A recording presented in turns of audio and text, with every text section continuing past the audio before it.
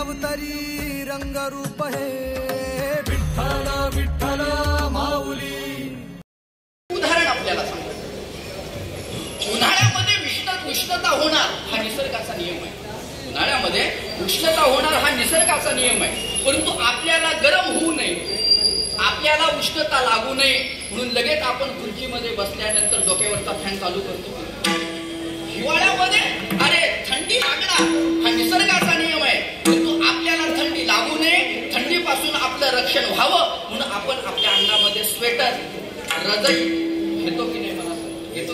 पावसाळ्यामध्ये पाऊस पडणार हा निसर्गाचा नियम आहे.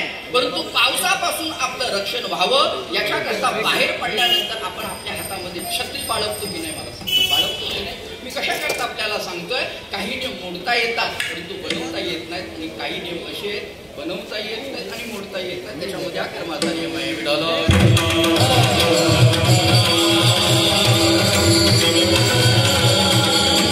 कर्म सांगायला कुठून सुरुवात केली?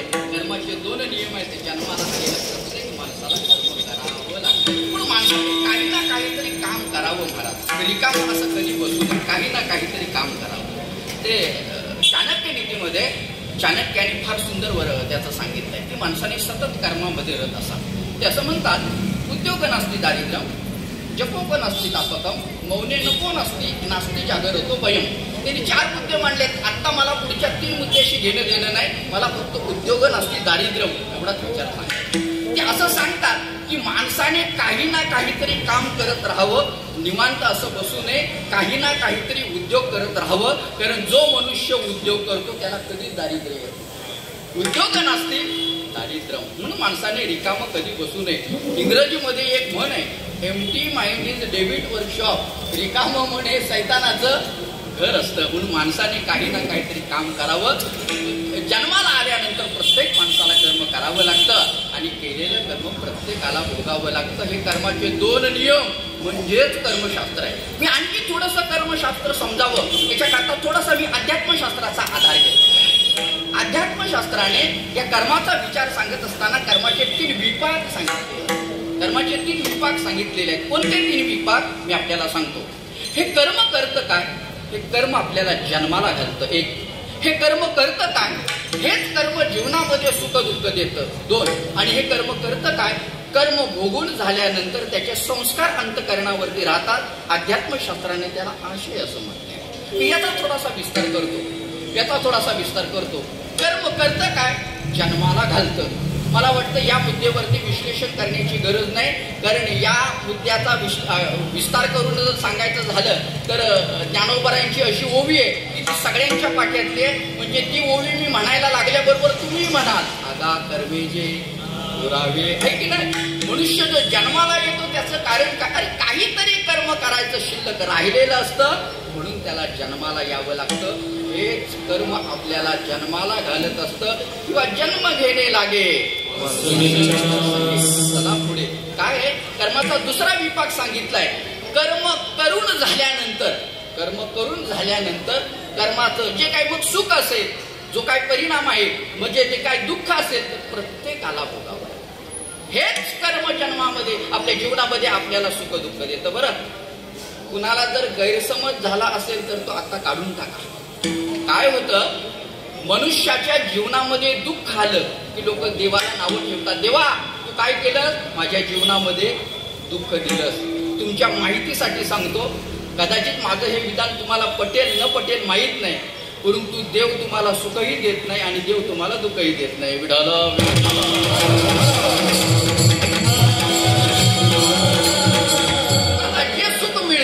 ते पाठीमागे केलेल्या कर्माचा परिणाम आहे आणि तुम्हाला जे म्हणून दुःख मिळतं ते सुद्धा पाठीमागे केलेल्या कर्माचा परिणाम आहे. मला वाटतं ज्ञानोबारायांचा आंधळा पांगळा प्रसिद्ध, पूर्वजन्मी पाप केले विस्तारिले देहे बहु विस्तारिले. सुख दुःख आपल्याला मिळतं कर्माचा परिणाम. मी उदाहरण म्हणून आपल्याला सांगतो. काय झालं, पितामह भीष्माचार्य शरपंजी पडले. बाणांवरती झोपलेलं पितामह भीष्माचार्य, रक्तबंबाळ अशी त्यांची अवस्था झालेली. 40-50 बाण पितामह भीष्माचार्यांना झाले. अशा परिस्थितीमध्ये भगवान परमात्मा तिथं उपस्थित होतात भगवंताला पाहिल्याबरोबर पितामह भीष्माचार्यांनी नमस्कार केला. देवाला विचारलं, देवा असं मी पूर्वजन्मामध्ये काय वाईट कर्म केलं होतं आणि त्या वाईट कर्माचा परिणाम म्हणून मला आता हे सगळं भोगावं लागतं. अरे देवा, माणसाला साधा काटा जरी तोडला तरी किती दुःख होतं, किती यातना होतात. देवा मला 40-50 बाण लागले, रक्तबंबाळ अशी माझी अवस्था झाली. काय कारण काय? मी असं काय वाईट? पितामह भीष्माचार्यांना माहित होतं ज्या आरती मला शरपंजी या बाणांवरती पाडावं लागले त्या आरती काही ना काहीतरी माझं काय पूर्वजन्मातलं वाईट. भगवंताने पितामह भीष्माचार्यांना सांगितलं, पितामह सोडून द्या ना, आता कशाला पाठीमागचं तुम्ही उकरून काढता. पितामह भीष्माचार्यांनी सांगितलं, नाही देवा, मला ते जाणून घ्यायचं. मग ऐका. भगवंताने पितामह भीष्माचार्यांना सांगितलं, पितामह तुम्हाला ऐकायचंय? ऐकायचंय. मग ऐका. हा जो तुमचा पितामह नावाचा जो जन्म आहे, या जन्माच्या 6 जन्मा अगोदर तुम्ही एक युवराज होतात. युवराज तुम्ही रस्त्याने चालला होतात.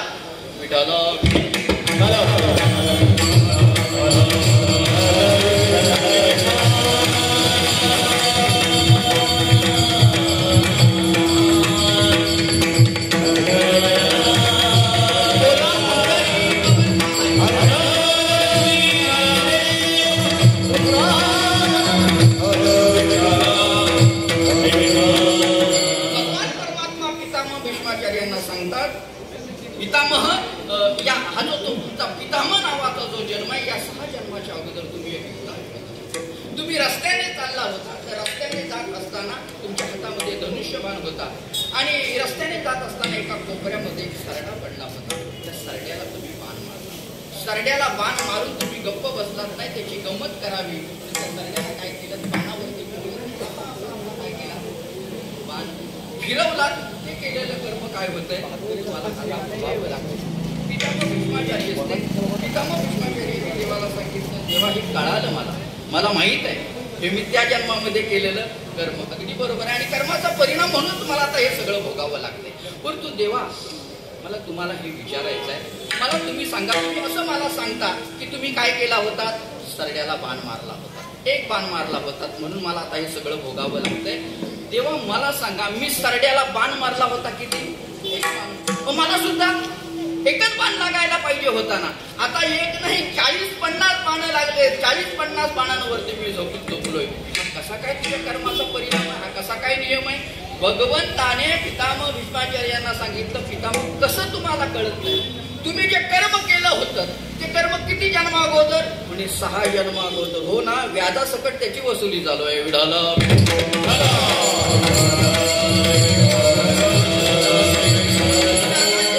सांगायला लागलोय. मी प्रस्तावना जी मांडतोय ती कर्मापासून मांडतोय, कारण मला आपल्याला कर्म सांगायचं आहे. कर्म सांगून झाल्यानंतर ज्ञान सांगायचं आहे आणि हे सगळं दाखवून झाल्यानंतर मला भक्तीकडे यायचं. कर्माचा पहिला विभाग मी आपल्याला सांगितला, हे कर्म आपल्याला जन्माला घालतं.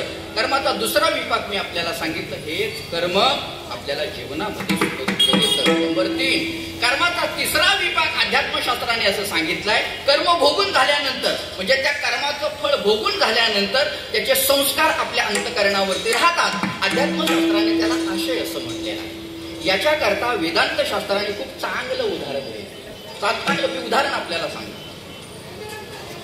एका टोपामध्ये तेल असतं, एका पातेल्यामध्ये तेल असतं. त्या टोपातलं तेल काढून घेतल्यानंतर त्या टोपाला किंवा त्या पातेल्याला तेल चिकटलेलं असतं. म्हणून आपण काय करतो, त्या पातेल्याला चिकटलेलं सगळं तेल निघावं म्हणून आतून असं बोट फिरवून काय करतो, तेल काढण्याचा प्रयत्न करतो. हे सगळं जरी केलं ना तरीही त्या पातेल्याला, त्या टोपाला तेल चिकटलेलं असतं. मग समजा जर एखादी शहाणी गृहिणी असेल ना, गृहिणी असेल शहाणी, तर ती काय करते, कणिक घेते, गव्हाचं कणिक, आणि ते कणिक काय करते, टोपाच्या आतून असं फिरवते, जेणेकरून काय होईल, ते कणिक काय करेल, त्या टोपाला चिकटलेलं तेल. ऐका, हे सगळं जरी तुम्ही केलं, टोपाला चिकटलेलं सगळं तेल निघावं याच्याकरता हा सगळा उपद्व्याप जरी तुम्ही केला तरी सुद्धा त्या टोपाला तेल चिकटलेलं असतं. तो टोप ते पातेलं न घासता न धुता त्याच्यामध्ये जर तुम्ही दूध तापवलं तर ते दूध काय होतं, खराब होतं. ज्या अर्थी त्या पातेल्यामध्ये तापवलेलं दूध खराब झालं, याचा अर्थ कुठेतरी त्या पातेल्यामध्ये तेलाचा अंश राहिला पाहिजे.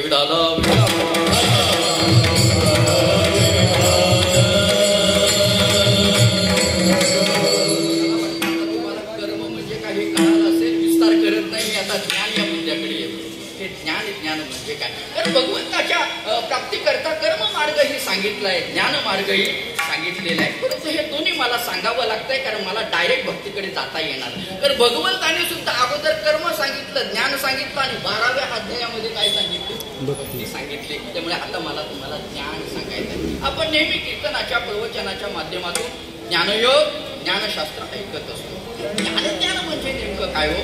ज्ञानाची व्याख्या ज्ञानोपरायणी एका ओवीतून आपल्याला समजावून सांगितलं.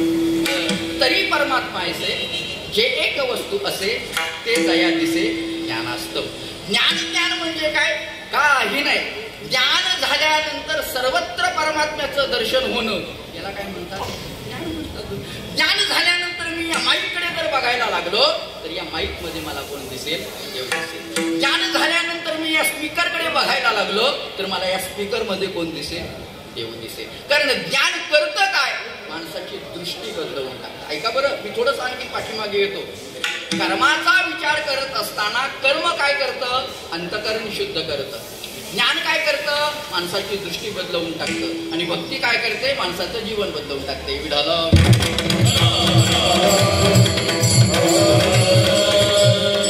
करत नाही. आपल्याला सगळ्यांना माहित आहे. मला वाटतं आपण नेहमी ज्ञानेश्वरी वाचणार आहे.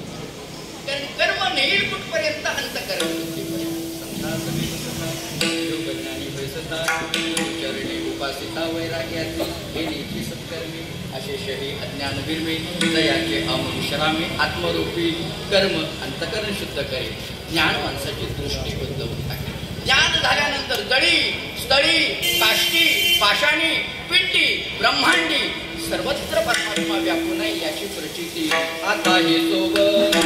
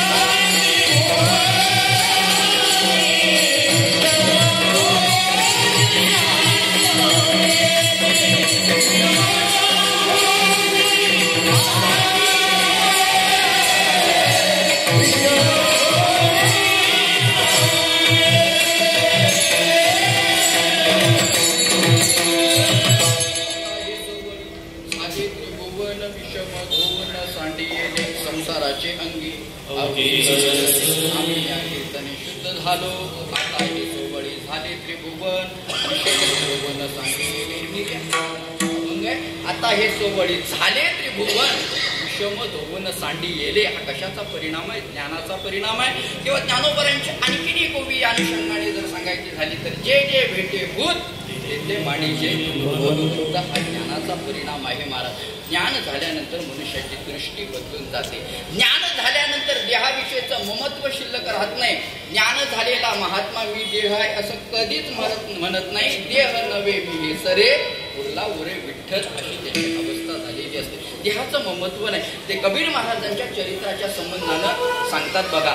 काय झालं, कबीर महाराज असे रस्त्याने चालले होते आणि रस्त्याने जात असताना एक कुत्रा काय करतोय, कबीर महाराजांच्या अशा पोटरी, अगदी कबीर महाराजांची पोटरी खाली लोळत चाललेली आहे. शेजारचा म्हणतोय, अहो महाराज बघा ना, मग तुमच्या पायाला, तुमच्या पोटरीला तो चावा कुत्रा घेतोय, त्या कुत्र्याला तुम्ही हाड तरी म्हणा. कबीर महाराजांनी त्याला उत्तर दिलं, चमडी ज्याने और वो कुत्ता ज्याने. आता हे महाराज मी कबीर महाराजांचं सांगतोय, आपलं सांगत नाही. मी कशा करता आपल्याला सांगतोय, देहाचं ममत्व शिल्लक राहत नाही. ज्ञान म्हणजे काय, ज्ञान झाल्यानंतर सर्वत्र परमात्म्याचं त्याला दर्शन होत असतं. विठ्ठल तळी तळी भरला आजम्या दृष्टीने पाहिला विठ्ठल, किंवा पाहे तिकडे बाप माय विठ्ठल आहे रकुमाई. हा कशाचा परिणाम आहे, ज्ञानाचा परिणाम आहे. ज्ञान माणसाची कशी दृष्टी बदलवून टाकते. याच्याकरता थोडंसं मी तुम्हाला महाभारतामध्ये घेऊन जातो, कारण मला तुम्हाला ज्ञान म्हणजे काय सांगायचं आहे. कर्म म्हणजे काय सांगून झालं, आता ज्ञान म्हणजे काय झालं. कौरव पांडवांच्या युद्धाला प्रारंभ होता आणि आदल्या दिवशी दुर्योधनाने सभा बोलवली. सगळी कौरवांची सभा उपस्थित झाली. सगळे योद्धे उपस्थित आहेत म्हटल्यानंतर दुर्योधन म्हणू लागला, हे बघा उद्यापासून आपल्याला पांडवांबरोबर युद्ध करायचं. कोण समर्थ, प्रत्येक जण मी समर्थ आहे. चर्चा सुरू झाली. दुर्योधनाने विचारलं, हे सगळं ठीक आहे, साधारणतः किती दिवसानंतर आपल्याला काय होईल, या युद्धामध्ये विजय मिळेल. प्रत्येकाने आपापल्या परीने दिवस सांगायला सुरुवात केली.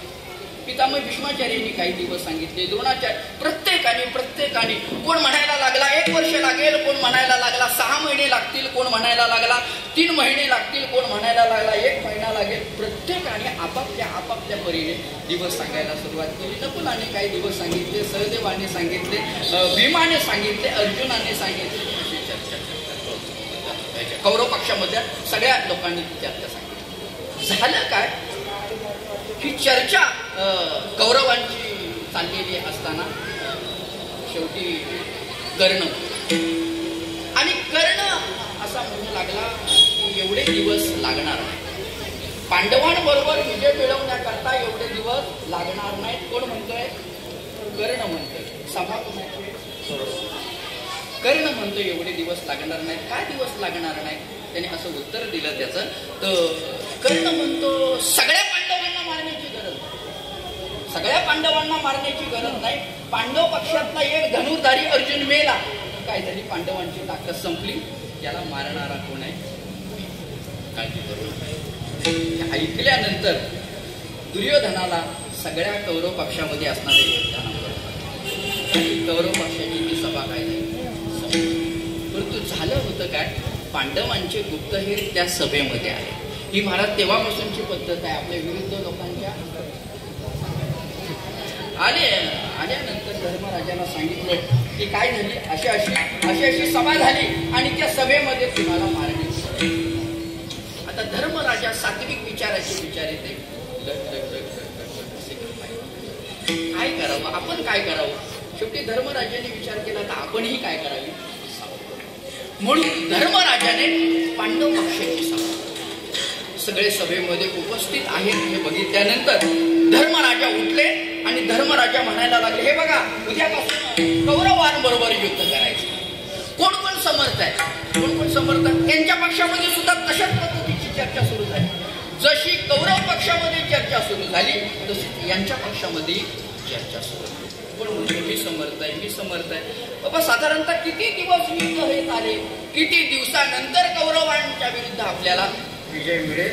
आपापल्या परीने दिवस सांगायला सुरुवात, प्रत्येकाने दिवस सांगितले.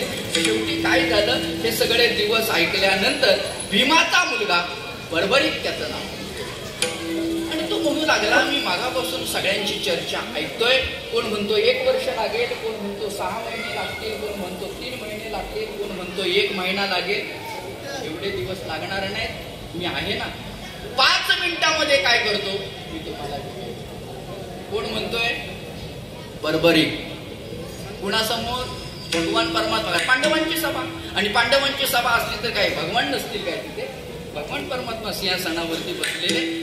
मी 5 मिनिटांमध्ये काय करतो?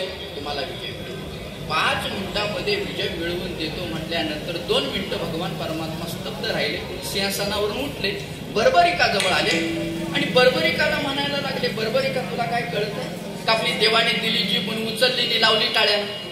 तू त्या पक्षामध्ये बघ, एकापेक्षा एक लढवय्ये योद्धे आहेत. पितामह भीष्माचार्य, द्रोणाचार्य, आणि तो अश्वत्थामा चिरंजीव आहे आणि तू म्हणतोस की मी काय करतो 5 मिनिटात? दाखव बघू म्हटल्यानंतर बर्बरिकाने काय केला? एक बाण घेतला, असा रक्तचंदनामध्ये बुडवला, आकाशामध्ये सोडला. झालं काय?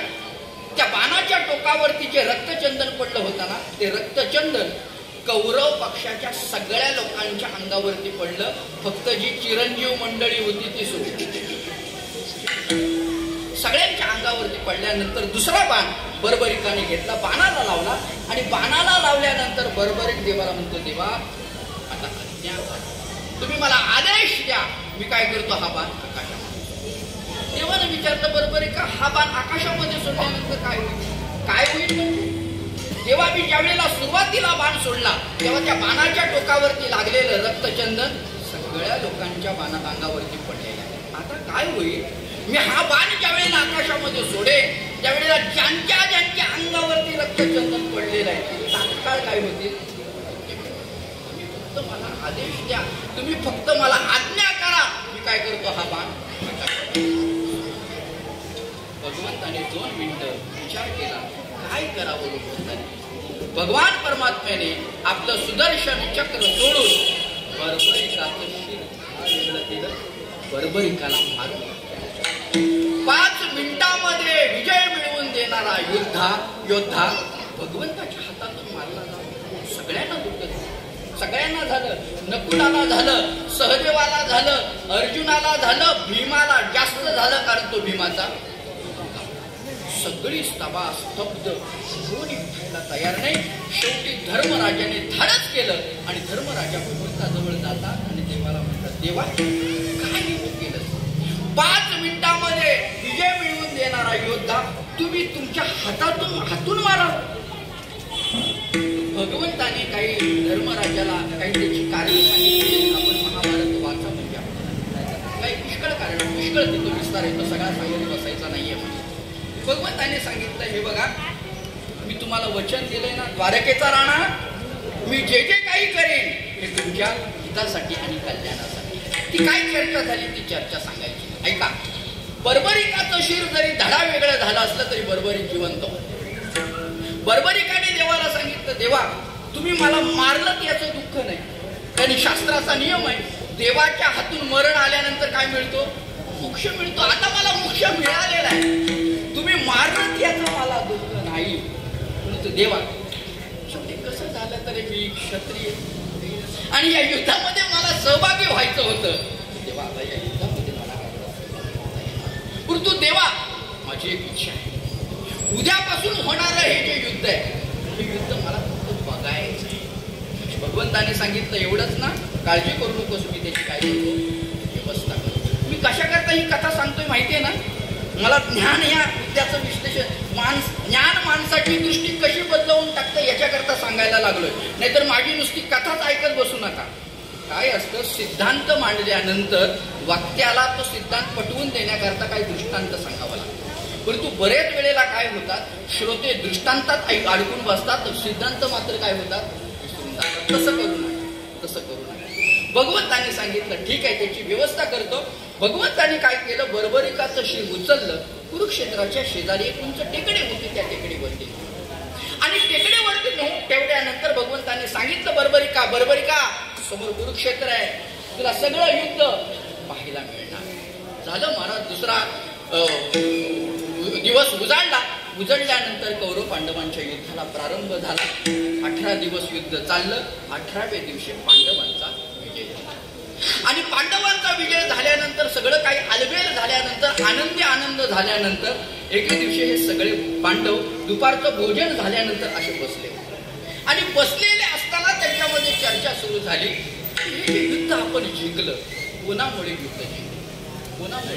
प्रत्येक जण म्हणायला लागला. नकुल म्हणायला लागला मी होतो म्हणून.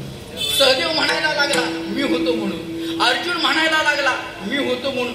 भीम तर म्हणायला लागला अरे सगळ्या युद्धाचं मूळ दुर्योधनाच्या ठिकाणी, त्याला मारणारा कोण आहे? मी होतो म्हणून. असंच असतं महाराज. एखादं कार्य सक्सेसफुल झालं की सगळे लोक काय करतात? श्रेय घ्यायला. असंच असतं त्यांच्या याच्यामध्ये. तसंच झालं मी होतो म्हणून, मी होतो म्हणून. महाराज हे त्यांचं बोलणं इथपर्यंत थांबलं नाही. या बोलण्याचा परिणाम भांडणामध्ये. भांडायला लागले. नकुल भांडतोय, सहदेव भांडतोय, अर्जुन म्हणतोय, भीम भांडतोय. शेवटी धर्मराजा उठले आणि धर्मराजा सांगतात हे बघा असं आपापसात भांडून काय चालणार नाही. एक काम करूया, आपण देवाकडे जाऊया आणि देवालाच विचारूया की हे युद्ध नेमकं कोणामुळे जिंकलं? कुणामुळे? सहदेवामुळे, भीमामुळे की अर्जुनामुळे? त्यांनी सांगितलं चला.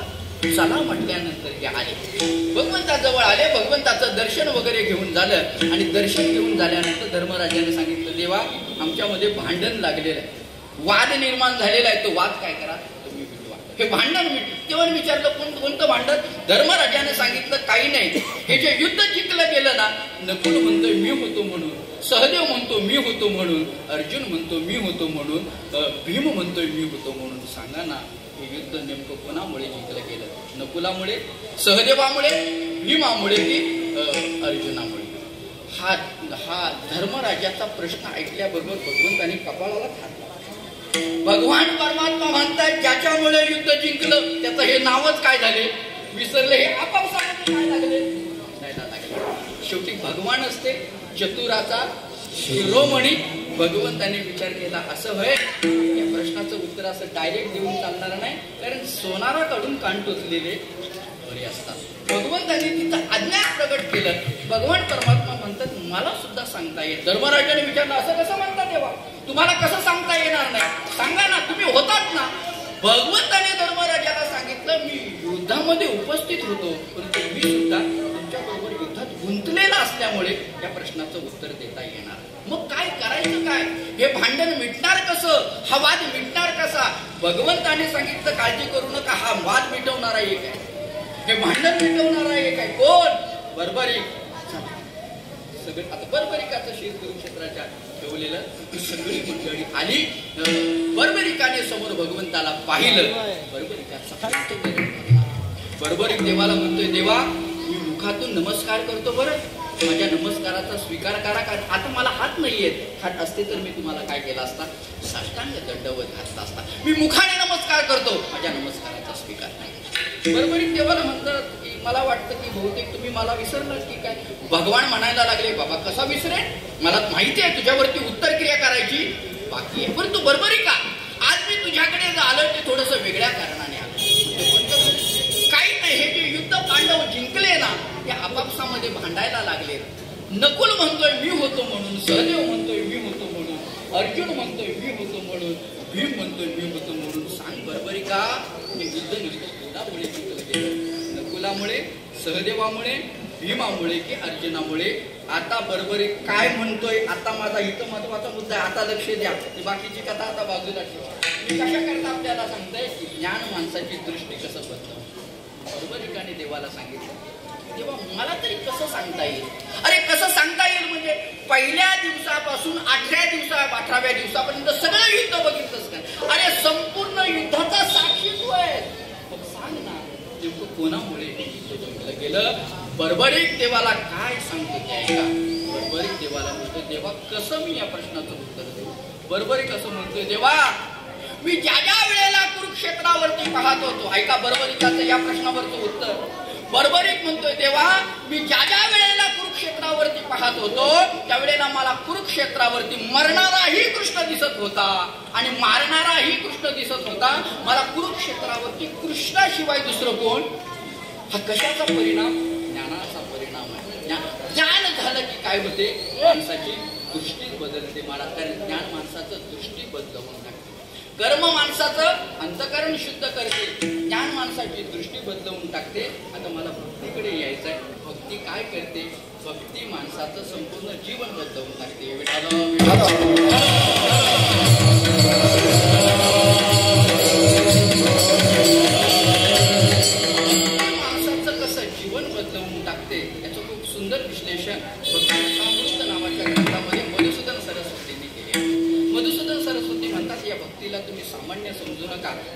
6 परिणाम सांगितलेले आहेत. मधुसूदन सरस्वती बोलतात ही भक्ती कशी आहे? क्लेशनाशिनी ती भक्ती, शुभदायिनी ती भक्ती, सुदुर्लभा ती भक्ती, मोक्षलभृताकृती भक्ती, सांद्र आनंद विशेषात्मका ती भक्ती आणि भगवत आकर्षणाच्या ती भक्ती. क्लेशनाशिनी ती भक्ती, ही भक्ती सामान्य नाही, आपल्या जीवनाचा क्लेश घालवून टाकणारी ही भक्ती आहे. क्लेशनाशिनी ती भक्ती. शुभदायिनी ती भक्ती, ही भक्ती आपल्या जीवनामध्ये शुभाची अवस्था प्राप्त करून देणारी आहे. मोक्ष लघुताकृती भक्ती, या भक्तीला तुम्ही सामान्य समजू नका आणि ही भक्ती आपल्याला मोक्षापर्यंत घेऊन जाणारी आहे. नवे नवे ही भक्ती अगदी मोक्षाला सुद्धा लहान करून टाकणारी आहे. तुका म्हणे आता आम्ही भक्तीची या माझा ओळख नव्हे सुदुर्लभ भक्ती नावाचं साधनच अतिशय सोपं आहे महाराज. ऐका, बाकीची साधनं ही अवघड आहेत, परंतु भक्ती अतिशय सोपी. भक्ती करण्यापूर्वी तुम्हाला अवघड वाटेल, परंतु एकदा का तुम्ही लागलात ना ही भक्ती तुम्हाला सोपी वाटेल. म्हणून तर तुकाराम महाराज एके ठिकाणी सांगतात बाकी साधनेच्या नादी लागू नका, तुम्ही भक्ती करा. तुका म्हणे सोपे ही भक्ती करते काय? सांद्रानंद विशेषात्मक आमच्या जीवनामध्ये ही भक्ती अनंत पटीने आनंद प्रदान करते. किती आनंदाची आनंदाची. तुकाराम महाराजांची एके ठिकाणची तर भाषा अशी आहे, आम्ही भक्ती करतो, त्या भक्तीचा परिणाम म्हणून आम्ही काय करतो? खातो आनंदाचे सांद्रानंद विशेषात्मकाची भक्ती. आणि सगळ्यात महत्वाचा परिणाम मी आपल्याला सांगतो, भगवत आकर्षण. भक्ती केल्या, तुम्ही भक्तीकडे प्रवृत्त झाल्यानंतर तुम्हाला देवाकडे जावं लागत नाही, देवच तुमच्याकडे येतो. सुखे येतो.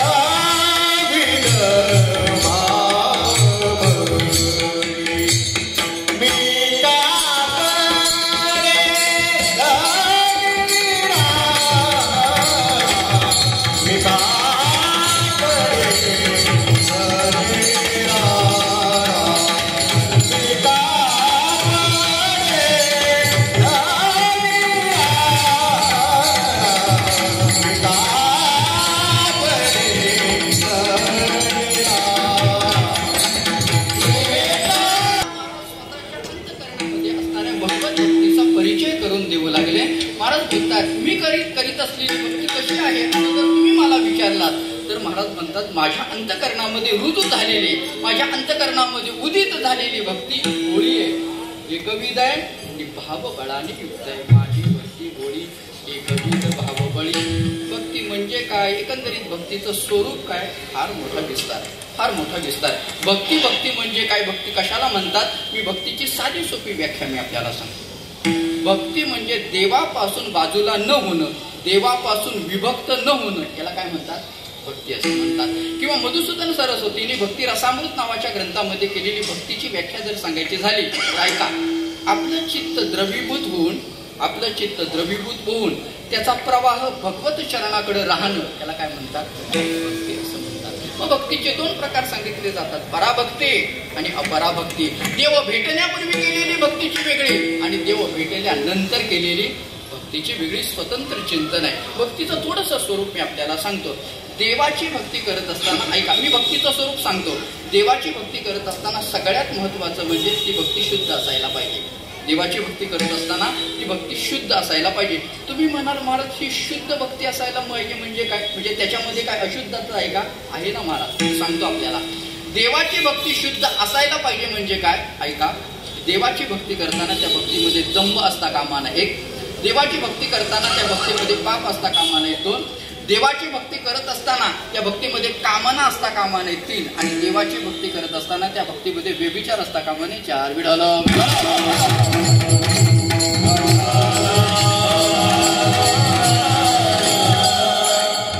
पाप रहित, कामना रहित आणि व्यभिचार रहित अशी जी भक्ती असते तिला शुद्ध भक्ती असं म्हणतात. दांभिक भक्ती देवाला आवडत. ज्ञानेश्वर महाराजांनी तर ज्ञानेश्वरीमध्ये दांभिक भक्ती करणाऱ्यांना फार फाटतात. ज्ञानोबा तो दृष्टांत सुद्धा देतात. दृष्टांत सांगत दंभ असता. बरोबर. भक्ती करताना भक्तीमध्ये पाप असता कामा. नाहीतर एकीकडे भक्ती करतो आणि दुसरीकडे निश्चित अन्न खातो. उपयोगाचं काय? उपयोगाचं. देवाची भक्ती करताना त्या भक्तीमध्ये कामना असता कामा. कामना असता कामा नाही म्हणजे काय? मला वाटतं आपण सगळेजण देवदेव करतो ती अंतकरणामध्ये कामना धरूनच करतो. म्हणजे सकाळी स्नान झाल्यानंतर देव मंदिरामध्ये जातो. मंदिरात घंटा वाजण्यापूर्वी एक काहीतरी इच्छाच असते. घंटा वाजल्यानंतर पाया पडायच्या अगोदरच देवाला काय करतो आपण सांगतो. अंतकरणामध्ये इच्छा असता कामा नये, कामना असता कामा नये, इच्छा रहित अशा पद्धतीची. कारण इच्छेची भक्ती देवाला आवडते. सेना महाराजांचं उदाहरण सांगतात. सेना महाराज वारीला गेल्यानंतर चंद्रभागेमध्ये स्नान करत होते.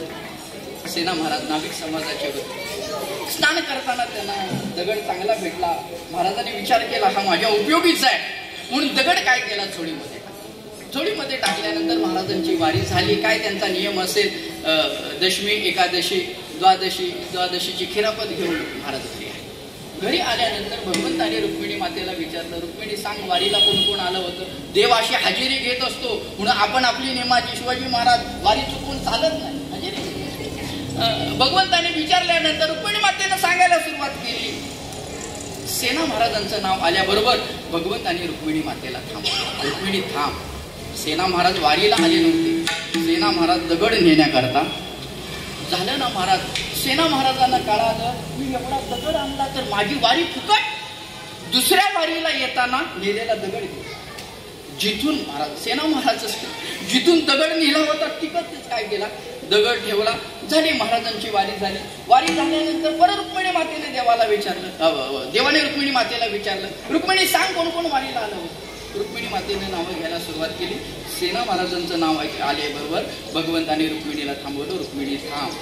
सेना महाराज वारीला आले नव्हते. गेल्या वारीला नेलेला दगड ठेवण्याकरता कामना असता कामना उपयोगाची नाही महाराज. इच्छा आकांक्षा ठेवून देवाची भक्ती करून उपयोगाचं नाही. आणि सगळ्यात महत्वाचं म्हणजे भक्तीमध्ये विचार असता कामा नये. अशी शुद्ध देवाची जर भक्ती असेल तर ती भक्ती आपण केली पाहिजे. देवाची भक्ती करताना ती भक्ती शुद्ध असायला पाहिजे. चला पुढे. देवाची भक्ती करताना त्या भक्तीमध्ये सातत्य पाहिजे. नाहीतर आज हरिपाठ केला, कंटाळा आला म्हणून दुसऱ्या दिवशी तांडी मारली हे चालत. भक्तीमध्ये सातत्य पाहिजे, सातत्य पाहिजे. सदा नाम घोष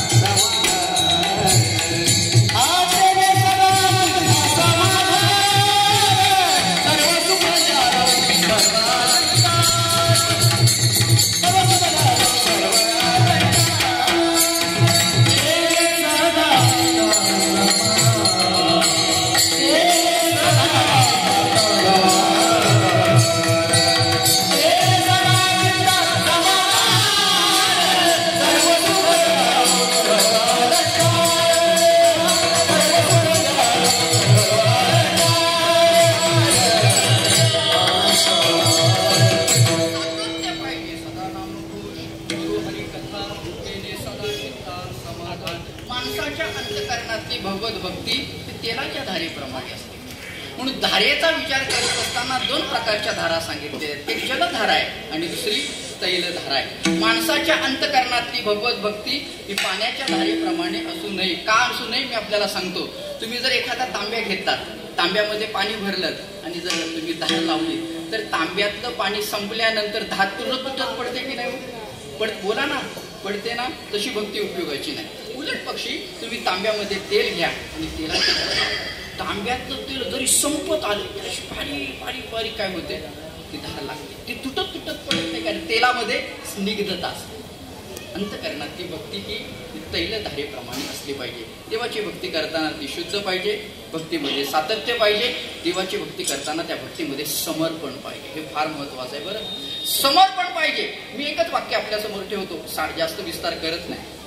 तुम्ही देवाला किती देता हे महत्वाचं नाही, तुम्ही देवाला कसं देता हे फार महत्वाचं. समर्पण तर देवाला देणार सगळं आहे. फुल जरी आपण देवाला समर्पित केलं, पाणी जरी आपण देवाला समर्पित केलं तर त्याचं आहे की आपण काय करतोय देतोय. तुम्ही तुमचं काय देताय हे फार महत्वाचं आहे. समर्पणाकरता उदाहरण जर द्यायचं झालं तर उत्तरेचं उदाहरण आपण पहा. मी कथा सांगत नाही, आपल्याला सगळ्यांना माहित आहे. उत्तरेनं भगवंताला आपल्या पोटामध्ये राजा परीक्षितीचा जो गर्भ वाढत होता तो वाढण्याकरता ज्या वेळेला गेली की नाही भगवंताकडे, भगवंताने सांगितलं सगळं ठीक आहे, मी ते करतो, तुझ्या पोटातला गर्भ मी वाचवतो, बरोबर आहे, पण तू मला त्याच्या मोबदल्यामध्ये देणार काय? कारण माझा स्वभाव आहे घेसी तेव्हा देसी, ऐसा असती, बोल काय देणार, काय देणार म्हटल्यानंतर उत्तरेनं सांगितलं तुम्ही सांगा तुम्हाला काय पाहिजे, जे पाहिजे ते मी काय करेन ते.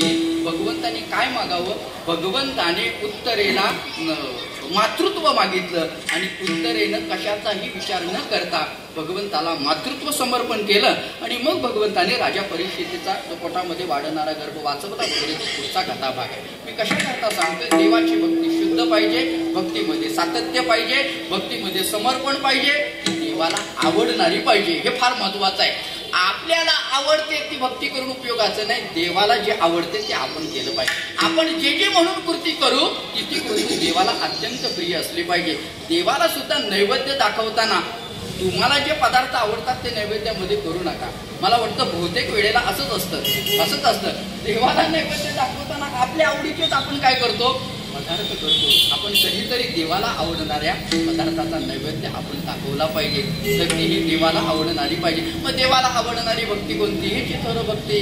आवडते देवा संकल्पाया संसाराची. आणि सगळ्यात महत्वाचं म्हणजे तुकाराम महाराज सांगतात, माझ्या अंतकरणामध्ये असणारी भक्ती कशी आहे? भोळी आहे. याचा अर्थ आपण देवाची भक्ती करताना ती भक्ती कशी पाहिजे? भोळी पाहिजे. ती भोळी भोळी म्हणजे नेमकं काय? भोळी कशाला म्हणायचं? अहो मला सांगा, ज्याची भक्ती करायची तो जर भोळा असेल तर त्याची भक्ती कशी पाहिजे? भोळाच पाहिजे. तुका म्हणे भोळा जिंकू जाणे किती भोळा महाराज, किती भोळा, किती त्याच्या भोळेपणाची कितीतरी मला कथा सांगता येते. मी त्या कथा आता आपल्याला सांगत नाही. ज्याची भक्ती करतो तो जर भोळा असेल तर त्याची भक्ती ही आपण भोळी असली पाहिजे. भोळी या शब्दाचे शब्दकोशामध्ये 2 अर्थ आलेले आहेत. भोळी या शब्दाचा एक अर्थ होतो सरळ आणि भोळी या शब्दाचा दुसरा अर्थ होतो उपाधी रहित. सरळ म्हणजे कशी? परमश्रद्धेय डोंगरे महाराजांनी याच्यामध्ये खूप चांगला विचार मांडला. सरळ म्हणजे कशी? ही सरळ भक्ती, भोळी भक्ती म्हणजे कशी? याच्याकरता डोंगरे महाराजांनी भरत हे नाव समजलं. भ र आणि त हा खूप चांगला त्यांनी विचार सांगितलाय. भरत हे सरळ नाव आहे की नाही? या नावामध्ये कुठं काना मात्रा वेलांटी आहे का? आहे का? नाही ना, सरळ नाव आहे. हे भरत जसं सरळ नाव आहे ना, तशी काय पाहिजे? देवाची सरळ उपाधी रहित पाहिजे. महाराज म्हणतात माझ्या अंतकरणातली भक्ती कशी आहे? भोळी आहे. नंबर 2 महाराज म्हणतात माझ्या अंतकरणातली भक्ती नुसती भोळी नाही तर ती एकविध आहे. हे फार महत्वाचं.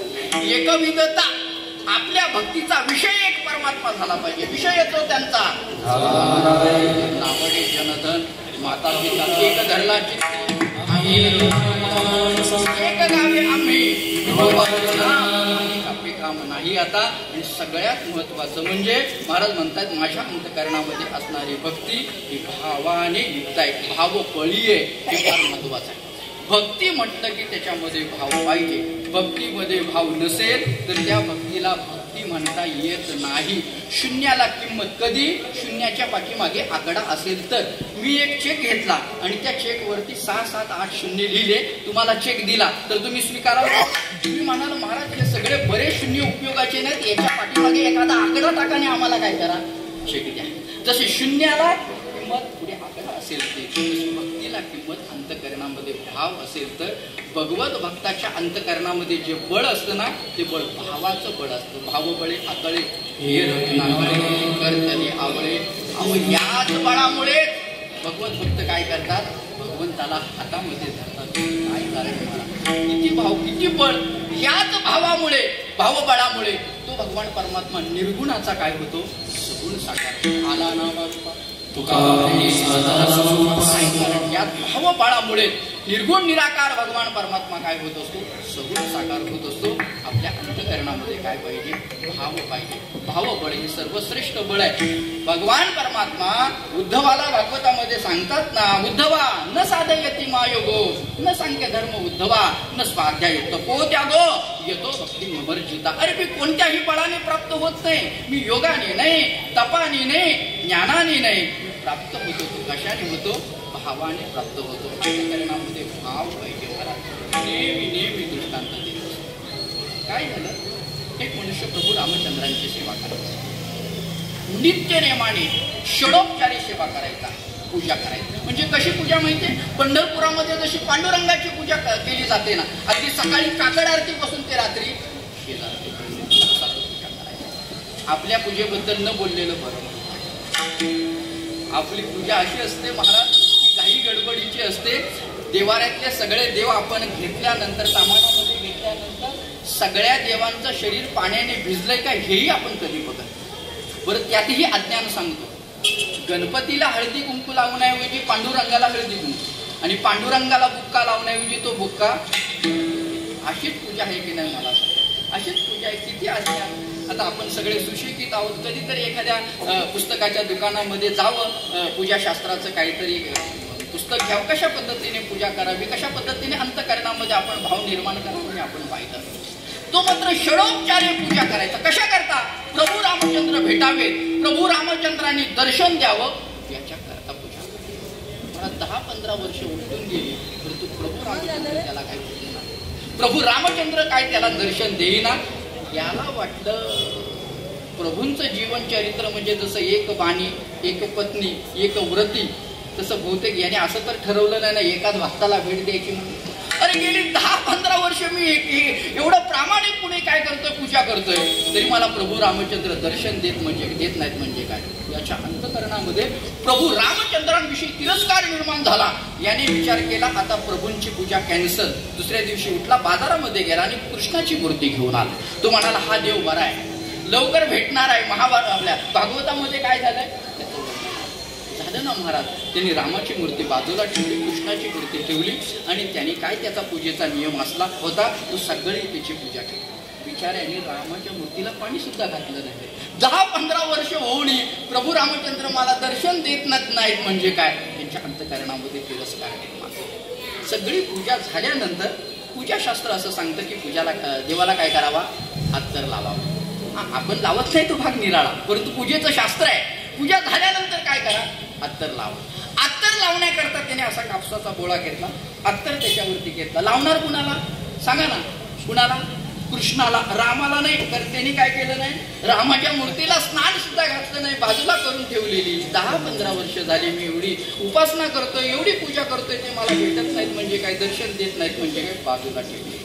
अत्तर लावायला घेतला आणि अत्तर लावणार कृष्णाला अंतःकरणामध्ये असा विचार आला, हा मला अत्तर लावायचा कृष्णाला, या अत्तराचा वास घेण्याचा अधिकार प्रभू रामचंद्रांना नाही. कारण 10-15 वर्ष एवढी उपासना करून पूजा करूनही प्रभू रामचंद्र भेटत नाहीत म्हणजे काय. ऐका, त्यांनी काय केलं, प्रभू रामचंद्रांना त्या अत्तराचा वास जाऊ नये किंवा त्याने घेऊ नये म्हणून असे 2 कापसाचे बोळे तयार केले. प्रभू रामचंद्रांच्या नाकात घालणार इतक्यात प्रभू रामचंद्र समोर प्रकट. तो म्हणतो, प्रभू गेली 10-15 वर्ष एवढी मी तुमची पूजा केली, मला दर्शन दिलंच नाही. आता तुमची मी पूजा करायचीच टाकून दिली, कॅन्सल म्हणून मी आता कृष्णाची पूजा करायला लागलोय आणि तुम्ही आता मला दर्शन देता म्हणजे काय. आता प्रभू रामचंद्रांनी काय सांगितलं ते ऐका. प्रभू रामचंद्र त्याला म्हणतात, हे बघ बाबा, गेली 10-15 वर्ष तू काय केलीस, माझी तू पूजा केलीस, अगदी योग्य, मी ते अमान्य करत नाही, परंतु ऐका. प्रभू रामचंद्र म्हणतात, गेली 10-15 वर्ष पूजा करूनही मी तुला दर्शन का दिलं नाही, तर गेली 10-15 वर्षाची पूजा केलीस, ती पूजा मूर्ती समजून केलीस. ऐका बरं, गेली 10-15 वर्ष पूजा केलीस, ती पूजा मूर्ती समजून केलीस. आज तुला कळालं ही मूर्ती नाही, या मूर्तीला वास घेता येतो. हा जो तुझ्या अंतःकरणामध्ये निर्माण झालेला भाव आहे ना, तो भाव पाहून मी काय केलं, तुला दर्शन दिलं. भक्ती भोळी पाहिजे, यशोवीत पाहिजे आणि ती भावाने युक्त पाहिजे. महाराज म्हणतात, मी जी देवाची भक्ती करतो ही साधी करत नाही, सामान्य नाही. मी करीत असलेली भक्ती भोळी आहे, एकविध आहे आणि भावबळाने युक्त आहे. महाराज म्हणतात, अशी ही भोळी, एकविध आणि भावाने असणारी युक्त भक्ती करत असल्यामुळे या भगवत भक्तीपासून मला जो आनंद मिळतोय तो अनंतपटीचा आनंद आहे. या भगवत भक्तीपासून मिळणारं जे सुख आहे ते अद्भुत आणि विलक्षण अशा पद्धतीचं आहे. त्यामुळे या भक्तीला सोडून मी बाकीच्या कोणत्या साधनेच्या नादी लागू. अभंगाचं दुसरं चरण.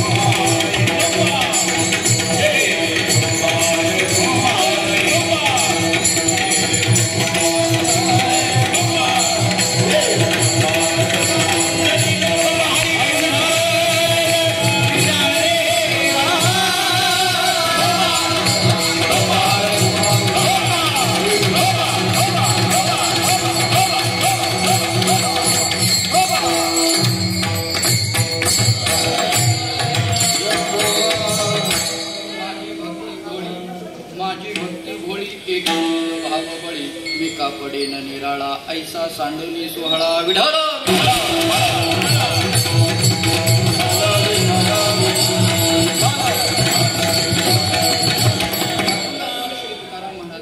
स्वतःच्या अंतकरणामध्ये असणाऱ्या भगवत भक्तीची ओळख करून दिलेली आहे. महाराज बोलतायत माझ्या अंतकरणामध्ये असणारी भक्ती कशी आहे असं जर तुम्ही मला विचारलात तर माझ्या अंतकरणामध्ये असणारी भगवत भक्ती होळी आहे, हे कविता आहे 2 आणि भावाने आहे 3.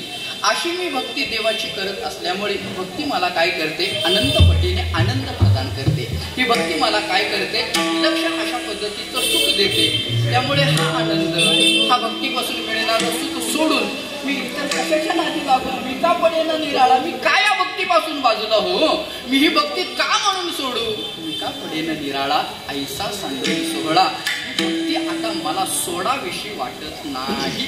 आता अनारेचा येते न व्हावे सहसा. हे सगळं भक्तीचं वर्णन देवाने ऐकलं आणि देवाने महाराजांना विचारलं, महाराज ही भक्ती तुम्हाला म्हणताय की मला आनंद देते, सुख देते आणि आनंद सुख जर तुम्हाला भक्तीपासून मिळणार असेल तर माझी काय गरज तुम्हाला आहे की नाही, माझी काय गरज आहे म्हटल्यानंतर महाराजांनी देवाला सांगितलं, तेव्हा असं कसं काय, मी जी भक्ती करतोय ती तुझीच भक्ती करतोय ना, एक काम करतो तुझ्याकडं तुझ्या चरणाजवळ माझं एवढंच मागणं आहे, मी काय करेन, भक्ती करेन, तू काय करायचं, माझ्या समोर फक्त पाय जोडून उभं राहायचं. अजून त्याचं शेवटचं चरण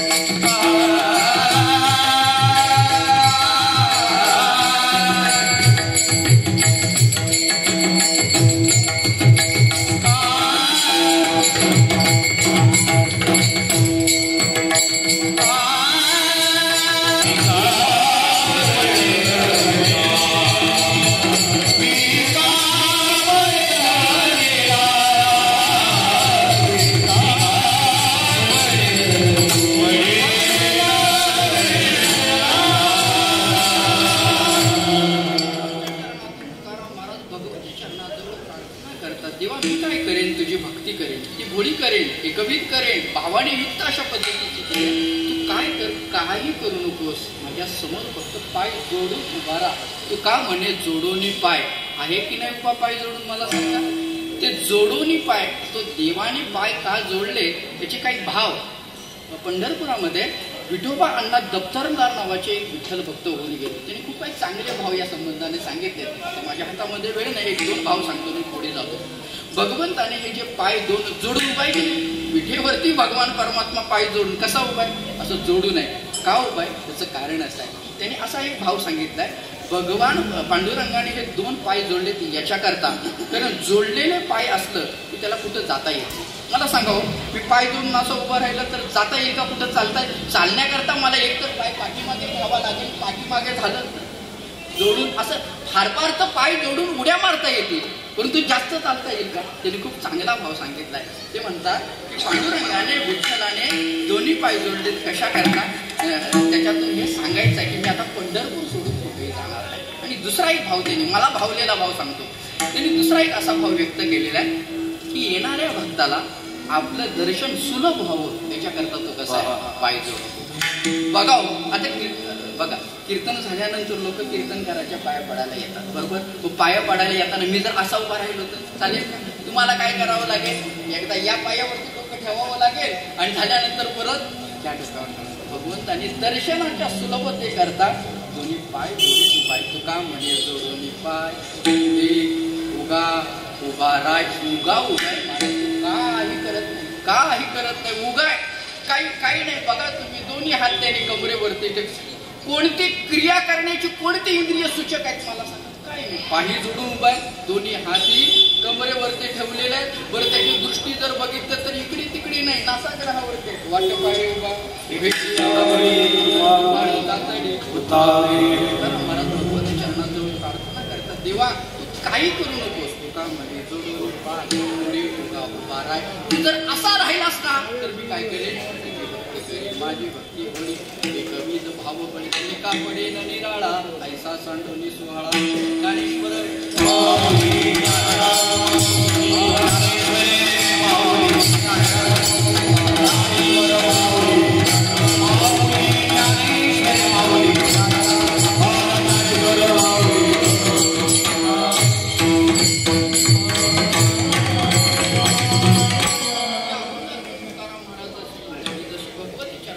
प्रार्थना केलेली आहे. आपण ही देवाजवळ काय करूया, प्रार्थना करूया, देवा आमच्या समोर सतत तू काय कर, पाय जोडून उभा राहा, काय करू भक्ती करू. या कीर्तन महोत्सवाचं प्रयोजन आपणा सर्वांना ठाऊक आहे.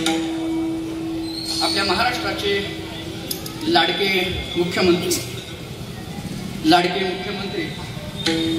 माननीय श्री एकनाथरावजी शिंदे साहेब यांच्या अभिष्ट चिंतनानिमित्त किंवा अभिष्ट चिंतन प्रित्यर्थ हा नामस्मरण कीर्तन सोहळा आहे. आणि अभिष्टनासाठी किंवा वाढदिवसासाठी हा सोहळा असणं हे पारमार्थिक दृष्ट्या खूप चांगलं. काय असतं, आपलं ज्या वेळेला वय वाढत जातं, मी थोडासा धर्मशास्त्राचा विचार सांगतो, आपलं वय ज्या वेळेला वाढत जातं त्यावेळी आपली इंद्रिय क्षीण होतात जातात. मग क्षीण झालेली इंद्रिय त्याच्यामध्ये पारमार्थ करण्याकरता, काही भगवंताचं चिंतन करण्याकरता सामर्थ्याची आवश्यकता असते.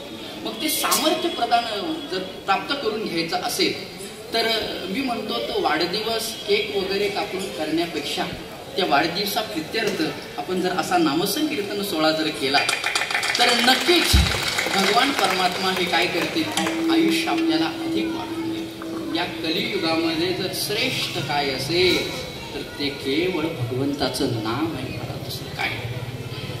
मोरे महाराजांचा आणि माझा परिचय कसा झाला तुम्हाला मी सांगतो. फक्त मी काय कोणत्या पक्षाचा नाही, परंतु मुख्यमंत्री साहेबांचा एक फक्त मला भावलेला एक कार्य सांगतो. कदाचित आपल्याला माहीत आहे त्या कार्याची काही साक्षीदारी होती.